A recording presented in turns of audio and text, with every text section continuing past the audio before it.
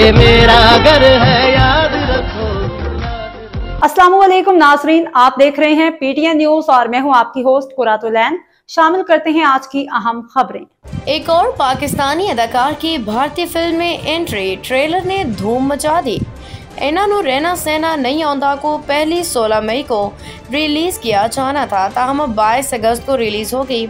बोहला के किरदार से शोहरत हासिल करने वाले इमरान अशरफ अब भारतीय पंजाबी फिल्म इंडस्ट्री में कदम रख रहे हैं। इमरान अशरफ की पहली फिल्म इन्हां नूं रहना सहना नहीं आउंदा का ट्रेलर जारी कर दिया गया। इस फिल्म में वो एक गैर कानूनी तारके वतन का किरदार अदा कर रहे हैं।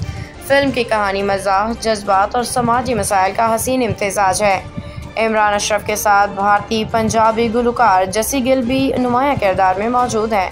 फिल्म के ट्रेलर को मदाहों ने खूब सराहा। सोशल मीडिया पर इमरान अशरफ को बेपनाह दुआएं दी जा रही हैं। भारत में मोदी सरकार के इंतहा पसंदों ने किसी भी पाकिस्तानी अदाकार की फिल्म पर गैर एलानिया पाबंदी आयद कर रखी है।